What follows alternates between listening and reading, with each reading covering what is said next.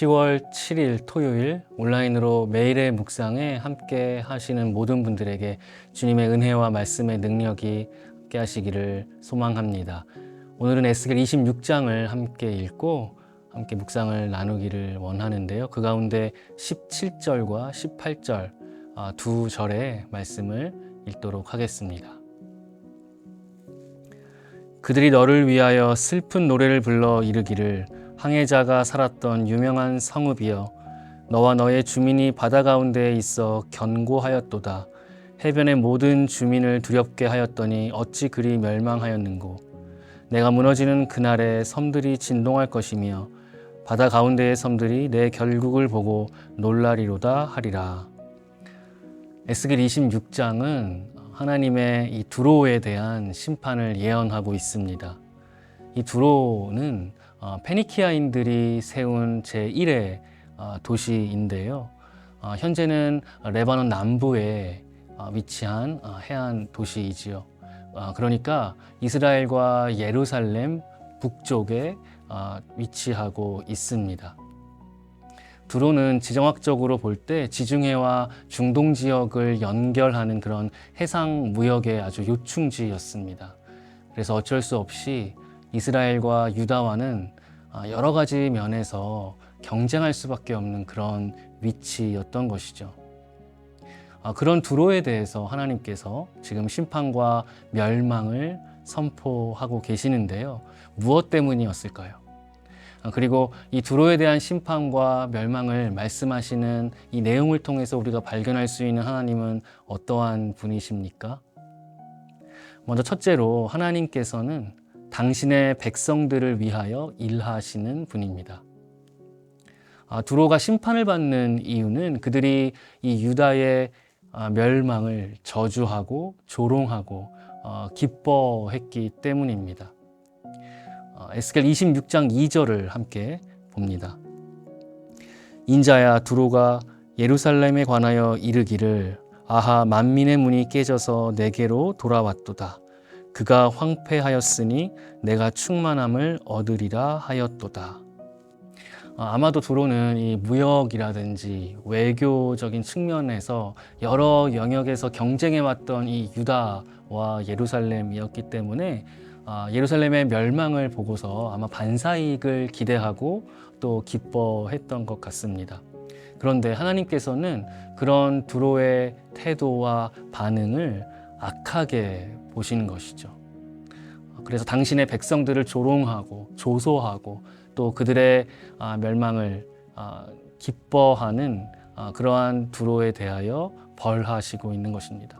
왜냐하면 이스라엘은, 유다는, 예루살렘은 바로 하나님의 백성, 하나님의 것이기 때문이지요.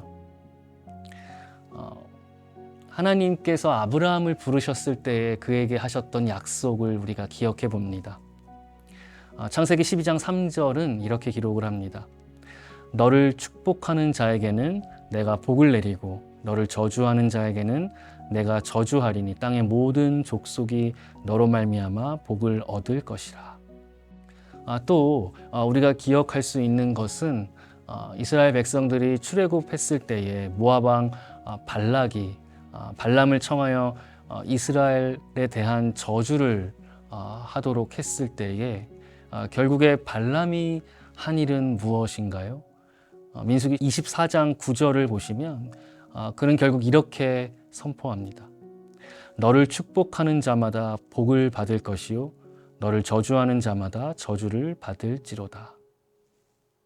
그러니까 하나님은 당신의 백성들을 안위하시는 하나님, 또 인도하시는 하나님, 그리고 좋은 것으로 필요를 채워주시는, 공급하시는 하나님이실 뿐만 아니라 그들을 위하여 싸우시고 일하시는 그러한 하나님 되시는 것이죠. 오늘 본문에서 또 발견할 수 있는 하나님 어떠한 분이신가요? 바로 당신께서 말씀하신 그대로 반드시 성취하시는 분이십니다. 아브라함에게 말씀하셨던 그 약속대로, 그리고 발람이 했던 그 축복의 선언같이 이 두로에 대한 심판과 멸망은 반드시 이루어질 것입니다. 본문 17절을 보시면 이렇게 기록을 합니다. 명성을 떨치며 견고했던 두로가 어찌 이리 멸망하게 되었는가. 세상 사람들이 이렇게 두로의 멸망과 심판, 그 마지막 결과를 보고 이렇게 탄식하며 놀라워할 것이라는 이야기인데요. 사람들 앞에, 세상 앞에 하나님의 두로에 대한 심판이 확실하고 분명하게 나타나고 드러날 것이라는 그러한 약속의 말씀입니다. 왜 이렇게 될까요? 무엇이 두로의 그 멸망을 확실하게 성취되도록 하는 것일까요?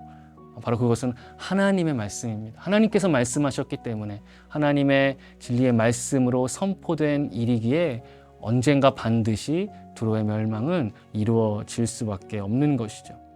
사람의 경험과 지식으로는, 세상의 힘과 권세로는 도무지 불가능한 일이고 예측할 수도 없는 일이라고 하더라도 선포된 그분의 말씀은 온전히 이루어질 것입니다. 그래서 고라 자손들의 노래가 다시금 우리의 마음 가운데 새겨지는 것이죠. 시편 46편 10절은 이렇게 노래합니다. 너희는 가만히 있어 내가 하나님 됨을 알지어다. 내가 문 나라 중에서 높임을 받으리라. 내가 세계 중에서 높임을 받으리라 하시도다. 사람들과 세상이 깜짝 놀랄 만한 이 두로의 결국, 결말, 바로 하나님의 심판과 멸망을 보고서 사람들은 하나님을 높이고 찬양하는 것이죠. 이 말씀을 우리에게 적용을 해봅니다. 하나님께서는 심판의 하나님이시기도 하지만 사랑을 베푸시고 또 구원하시는 하나님이시기도 하고요. 그리고 역전에 능하신 또 하나님이십니다. 두로의 결국을 보면서 또 두로의 그 결말을 우리가 반면교사 삼아서 우리에게 최종적인 승리와 구원을 허락하실 하나님을 바라보는 믿음이 우리 안에 있어야겠습니다. 사도 바울은 이렇게 기록을 하고 있는데요. 너희 안에서 착한 일을 시작하신 이가 그리스도 예수의 날까지 이루실 줄을 우리는 확신하노라. 비록 우리의 모습이, 여러분의 상황이 연약하고 지금은 초라하고 또 넘어진 상태라고 하더라도 하나님께서는 우리에게, 여러분에게 약속하신 바 그 놀라운 축복의 약속을 반드시 이루어 주실 줄로 믿습니다. 그래서 사람들이 또 세상이 여러분의 결국을 보고 여러분의 마지막 최종 승리와 구원을 보고 깜짝 놀라며 하나님께 영광을 돌리고 하나님을 높이게 될 줄로 믿습니다. 그러한 하나님과 함께 동행하시면서 하나님의 하나님 되심을 체험하며 또한 증거하는 복된 오늘 하루의 삶이 되시기를 주님의 이름으로 축원합니다. 우리를 사랑하시는 하나님 아버지, 오늘도 하나님의 하나님 되심을 사모하며 믿음으로 나아가기를 원합니다. 비록 현재의 모양과 형편은 연약하고 초라하더라도 하나님은 당신의 자녀들을 위하여 일하시며 선한 일을 이루시는 분이심을 믿습니다. 바라기는 우리의 결국을 세상이 보고 놀라며 하나님의 능력과 선하심을 찬양하게 하옵소서. 그 하나님을 나의 하나님 아버지라 부르며 주님과 동행하게 하시니 감사를 드립니다. 주님만이 우리의 힘과 소망이시며 참된 구원 되심을 증거하는 복된 하루 되게 하옵소서. 예수님의 이름으로 기도하옵나이다.